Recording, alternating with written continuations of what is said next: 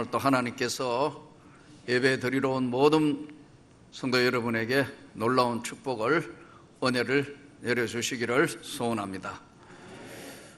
우리가 세상 사는 날 동안 좋은 일만 있으면 얼마나 좋겠습니까? 전혀 생각지도 않은 사고도 일어나고, 때로는 고칠 수 없는 질병 때문에 몸부림치기도 하고, 때로는 슬픈 일을 당해서 가슴 아파하기도 하고, 그러나 또 늘 나쁜 일만 있는 게 아니고 감격하고 좋은 일, 기쁜 일도 동시에 반복되며 찾아오는 것이 인생살이입니다. 그래서 예로부터 어른들이 일생 사는 날 동안 우리에게 위기도 한 3번 정도 찾아오고, 우리에게 새로운 인생으로 도전하고, 또 세상적으로는 출세도 하고 기반도 잡고 모든 것들이 잘 풀려지는 그런 기회도 한 3번 정도 온다고 그래요. 한 3번은 인생의 위기도 오고, 너무 힘들고 어려운 가운데 정말 고통스러운 데 살지만, 때로는 하나님이 좋은 기회도 한 3번 정도는 일생 동안 주신다는 거예요. 그래서 인간 세상 세옹지 마라, 이렇게 이야기를 했어요. 오늘은 이 본문이 예수님께서 엿새 후에 예수님이 베드로, 야고보, 요한을 3사람만 12제자 중에 따로 데리고 산으로 올라가신 이야기의 본문의 내용을 다루고 있는 부분들입니다. 예수님께서 이 중요한 순간에 12제자 중에 왜 베드로와 야고보와 요한만 따로 데리시고 산으로 올라가시는가? 이 사건이 일어나기 전에 예수님이 이제 엿새 전에 뭘 말씀하느냐면은, 내가 이제 십자가를 져서 죽음을 당하고 난 뒤에 3일 만에 나는 부활하게 될 것이다.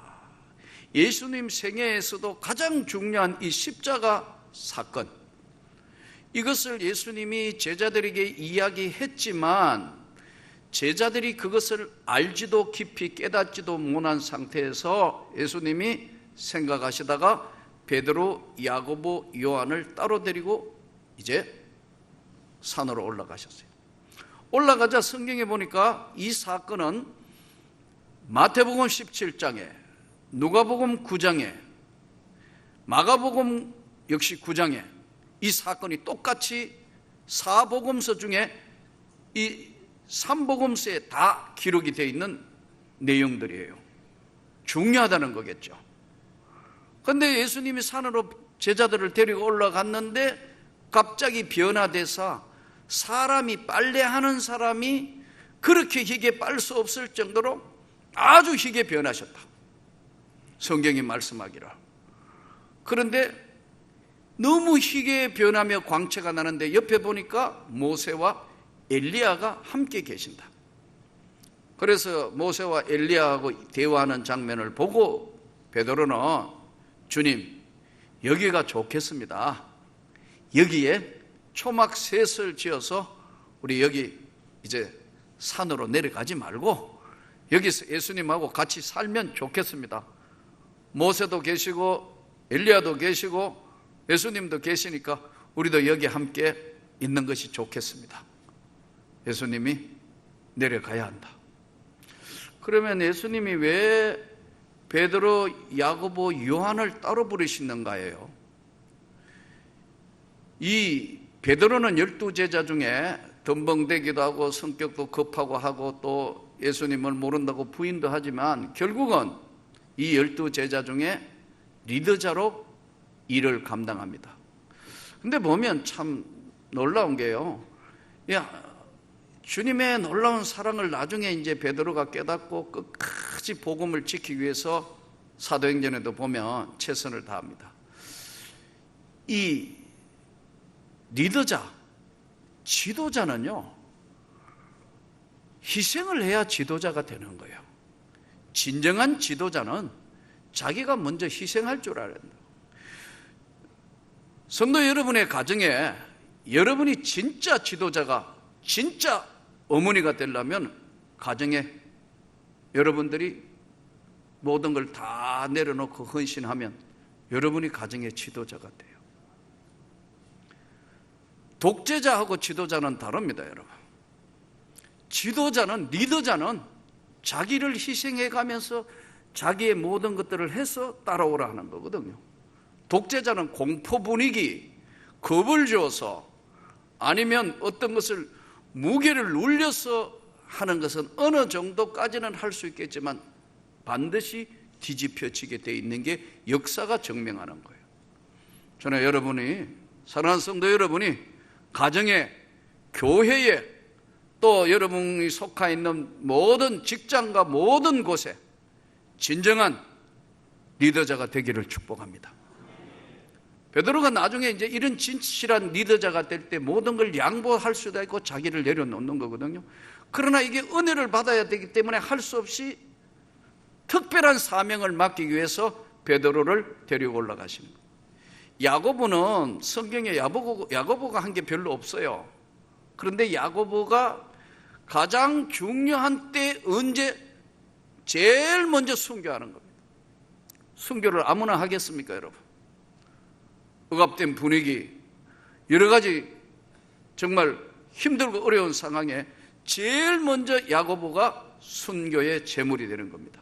담대하게 예수를 부인하지 않고 순교할 수 있는 자리에 들어가려면 뭔가 은혜의 체험이 있어야 되고 예수 그리스도에 대한 확신이 있어야 가능한데 주님께서 야고보를 따로 데리고 부르시는 거예요. 또 한 명의 성경에 나오는 요한은 굉장히 여성스럽고 사랑이 많은 제자라 이렇게 성경에 알려져 있는데 요한은 가장 오래 살았어요. 가장 오래 살았다는 것은 핍박의 시대에 오래 살았다는 건 무슨 얘기냐 하면 고난의 세월을 오랫동안 견뎌냈다 이런 얘기예요. 그래서 사도 요한은 전부 복음을 전가할 때마다 사랑의 이야기를 하는 겁니다. 너희 서로 진짜 예수의 제자면 사랑해라. 나이 많은 요한은 나중에 다시 말하노니 진짜 하나님의 백성 예수의 제자면 다투지 않고 서로 사랑해라. 똑같은 말씀만 계속하는 거예요. 내가 다시 말하노니 너희가 진짜 예수의 제자라면 서로 양보하고 사랑해라. 이게 요한의 메시지예요. 그래서 요한 1서, 2서, 3서, 요한복음 마지막에 그렇게 고통당하면서 반모아 섬에서 잡혀서 그 고통의 세월 가운데 주님 앞에 기도할 때 주님이 주시는 계시의 기록이 요한계시록이에요. 그래서 이 요한계시록은 하늘나라의 이야기이기 때문에 굉장히 조심스럽게 다뤄야 할 뿐만 아니라 이 요한계시록을 이단들이 거의 요한계시록을 다 끌고 와요. 그래서 요한계시록을 제대로 이해하기 위해서는 성경 전체를 해석할 수 있는 힘이 없이 그냥 부분적으로 이단들은 주로 비유, 그림 이런 것들로 해서 사람을 현혹하는 겁니다. 베드로 수제자, 야고보 첫 번째 순교자, 요한 끝까지 견뎌서 주님의 영광을 나타낸 사랑의 제자, 베드로, 야고보, 요한만 따로 데리고 올라가셔서 특별한 사명을 맡은 자에게 주님께서 놀라운 은혜의 체험을 주신 겁니다. 여기에 있는 저와 여러분에게 큰 은혜를 주신 것은 예수 그리스도의 제자로서의 사명을 감당하라고 주신 은혜입니다, 여러분. 그것이 어찌 특별한 것이 아니고 정말 은혜를 많이 받은 사람일수록 겸손하고 사랑하며 다른 사람들에게 섬김의 모습을 보이는 바로 베드로, 야고보 순교하고 이 지금 리더자고 끝까지 견디는 자, 이들을 따로 부르신 거예요. 그래서 이제 너무 좋으니까 베드로가 여기 있는 것이 좋겠습니다, 내려 안 가는 게 좋겠습니다, 그러는 거예요. 예수님이 이제 산에서 내려가야 한다. 내려갔어요. 우리가 늘 너무 좋아가 이렇게 시원한데 예배 드리고 너무 편안하니까 뭐 주일날 산부 예배가 주무시는 분이 있더라고요. 저녁에 많이 못 주무시가 그런 거로 이해를 하고, 여러분 이게 특히 오후 예배 되면 많이 조세요. 오후 예배쯤 되면 외부 강사를 딱 부르면 둘 중에 하나를 결정해요. 3분 안에 잘 거냐 들을 거냐. 그래서 마음을 닫아보고 아예 그냥 편안하게 주무시는 분 볼 때마다 마음을 아주 일찍 잘 정하셨다. 안 그런가요?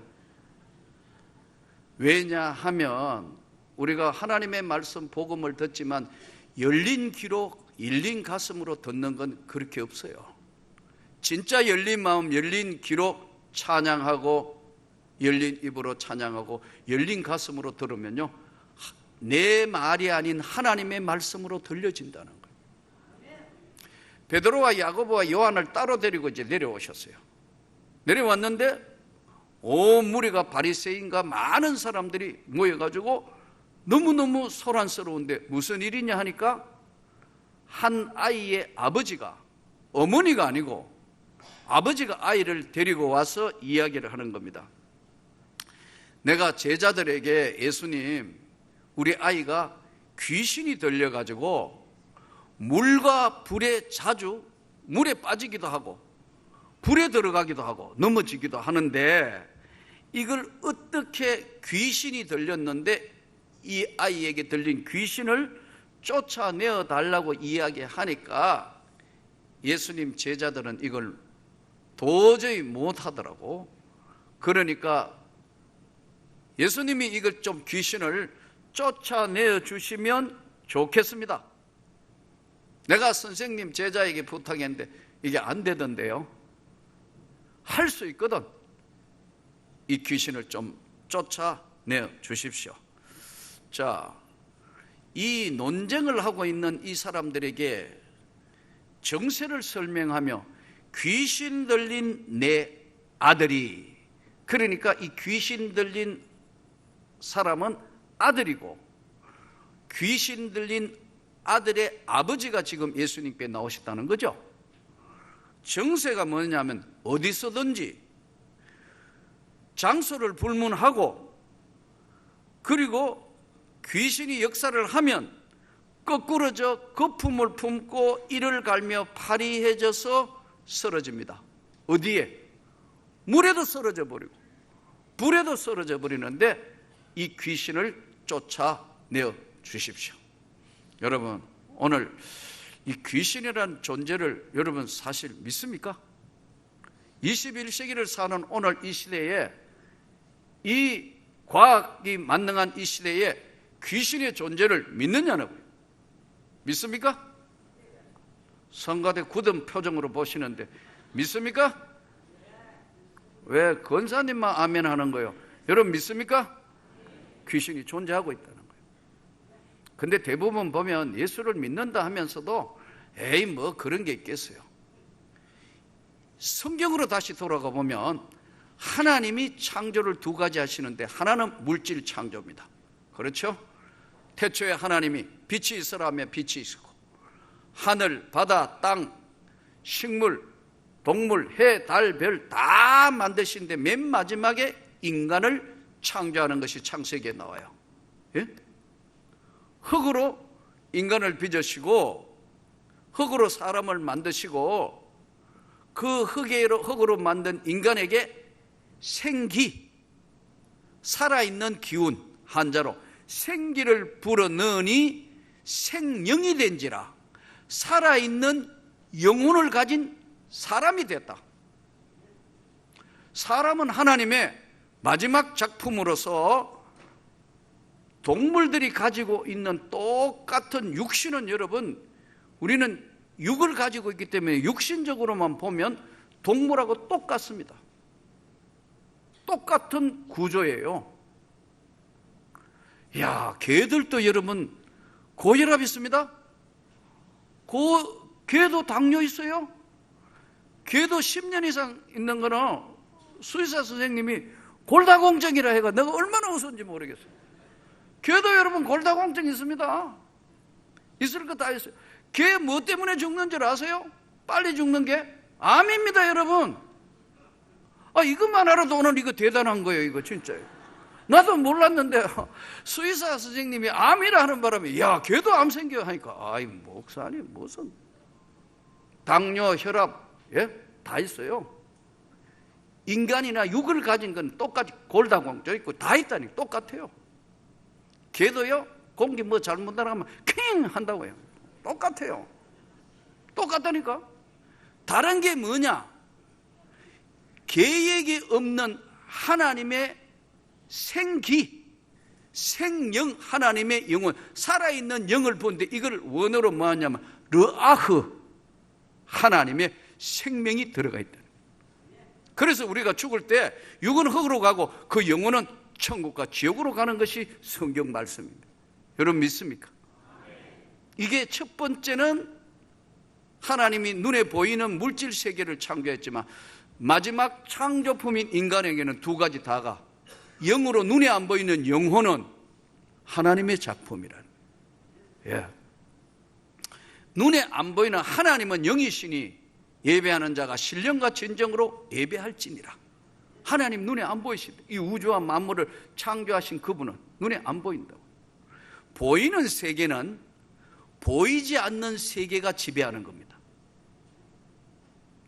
보이는, 우리 눈으로 보이는 이 세계는 보이지 않는 거대한 세계가 지배하고 있다. 믿음이 없이는 하나님을 기쁘시게 할 수도 없고, 믿음은 바라는 것들의 실상이요 보지 못하는 것들의 증거니 이로써 선진들이 증거를 얻었다. 그런데 영적 세계는 하나님이 이 세상을 창조한 영적 세계는 천사도 창조가 되어 있고 사탄 창조가 되어 있어요. 그래서 욥에게 성경에 보니까 사탄이 시험에 들게 하고 또 예수님에게도 사탄이 공격을 하는 겁니다. 사탄, 이때는 단수를 썼고 마귀들, 귀신들, 어때는 복수를 썼어요. 여러 명이라는 거죠.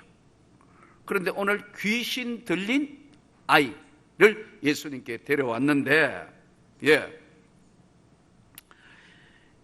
예수님께 귀신 들린 아이를 데려왔는데 20절에 보면은 이에 데리고 오니 귀신이 예수를 보고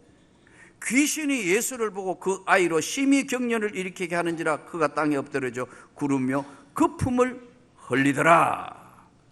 이때 예수님이 이제 답변이 선생님 제자들한테 데려왔는데요 못 쫓아내던데요 어떻게 하면 되나요? 그래서 데려왔습니다 하니까 데려오니까 귀신이 예수님을 보고 거꾸로져 아이를 거품나게 하고 파래하게 넘어지게 했다. 아이가 넘어진 게 아니고 귀신이 예수님을 알아보고 아이에게 들어가서 지금 거품을 내고 파래하게 넘어지게 하는 것을 말씀합니다. 예수님이 묻습니다. 언제부터 이렇게 됐냐? 어릴 때부터입니다. 그래? 그렇단 말이지. 그런데 어릴 때부터입니다. 귀신이 그를 죽이려고 불과 물에 자주 던졌습니다. 무엇을 하실 수 있거든 좀 고쳐주십시오.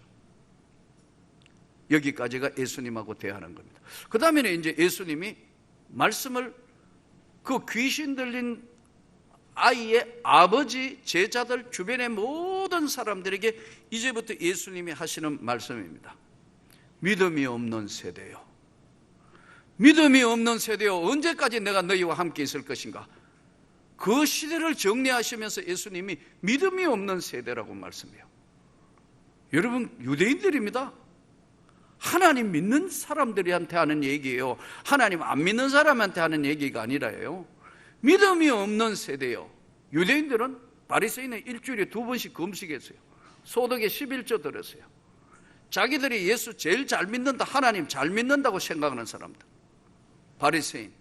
그리고 태어나면서 수천 년을 이어오면서 하나님 믿는다고 아브라함 자손이라고 생각하고 있는 유대인. 그리고 그 말을 듣고 있는 제자들, 그 모든 사람을 향해서 예수님이 첫 번째 일괄의 말씀이 뭐냐? 믿음이 없는 세대요. 언제까지 내가 함께 할 수 있다고 생각하느냐? 6일 전에 이미 십자가에 죽을 것을, 십자가의 대속의 제사함의 은혜를 주실 것을 약속했지만 아무도 믿지 않고 있다는 거죠. 믿음이 없는 세대예요. 오늘 이 시대는 아닌가요? 귀신이 있다? 사단이 역사하고 있다? 안 믿는다. 신신학자들은 안 믿어요. 그런 거 없다 그래요. 성경 전체를 없다고 그런다고, 그런 거로. 그는 그 시대에 있은 거로 그냥 치부한다고요. 영적 세계에 대해서는 눈으로 본 바도 없고 들은 바도 없고 확인한 바 없기 때문에 모른다고. 놀라지 마세요. 이 거대한 영적 세계의 무당들, 무속인만 20만 명이라고 알려져 있어요. 지금도 여러분 점집, 부적 다 이 시대도 동시에 지금 하고 있는 시대인데 예수님 말씀이 믿는 우리에게 믿음이 없는 세대요. 언제까지 함께 있어야 되느냐? 이렇게 말씀하는 거예요. 그런데 이제 그 아버지, 아들의 아버지, 어머니가 아니고 아버지가 뭐라냐면 믿음이 없다고 그러니까 할 수 있거든 좀 고쳐주세요 하니까 할 수 있거든이 이게 도대체 무슨 말이야?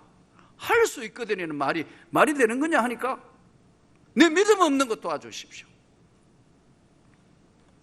믿음이 없는 세대예요. 할 수 있거든 해주세요. 할 수 있거든인 게 무슨 말이야? 믿는 자에게는 능치 못함이 없다.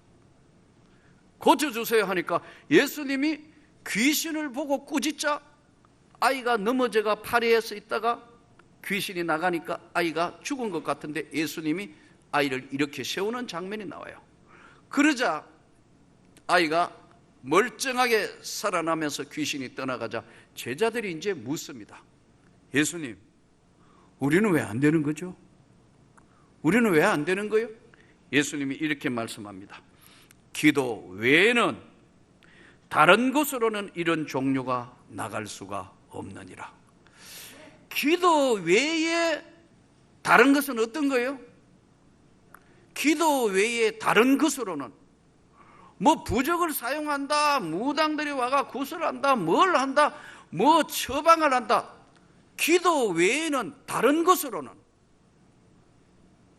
두 가지를 정리해야 되는데 기도 외에 다른 것, 다른 온갖 그 방법 다 동원해가 세상적으로 할 수 있는 것, 기도 외에는 다른 것으로는 이런 종류가 나갈 수 없다는 건 무슨 말입니까? 이런 종류, 귀신이 나갈 수 있는 이런 영적 세계의 힘은 이런 유가 나갈 수 없다. 이것이 바로 예수의 권세입니다. 이것이 말씀의 권세예요. 문제는 안 믿는다는 거예요. 그 세계를 기도도 하지도 않고 그 세계를 믿음이 없는 세대에서 진짜 믿고 내 이름으로 기도하는 자에게는 이런 권능이 나타난다고 말씀하는 거예요. 주의 말씀을 믿으면서 가슴 속에 열린 가슴으로 주님, 내 믿음 없는 걸 도와주십시오. 주님의 이름이면 무엇이든지 예수의 권능이 우리와 함께하고 있다는 걸 믿게 해 주옵소서. 이 예수의 이름의 권능과 능력을 믿고 기도하는 자에게는 악한 귀신이 물러갑니다. 여러분의 가정을 침범할 수가 없어요. 이 살아있는 하나님의 놀라운 은혜의 기도를 하고 있는 교회는 침범할 수가 없다. 여러분의 가정도 침범할 수 없고 이 교회도 음부의 권세가 이길 수 없다고 예수님이 분명하게 성경에 말씀합니다. 문제는 믿음이 없는 세대에 이런 유가 나갈 수가, 이런 것 다른 곳으로 나갈 수가 없다 하는 이런 유, 예수의 권세, 세상의 음부의 권세를 이길 수 있는 능력 우리에게 주셨다는 거예요. 그런데 이걸 깨닫지도 알지도 못하다가 보니까 이게 영적 세계에 대해서 너무 무지하다가 보니까 제자들이 할 수 없는 그런 상황이 된 거예요.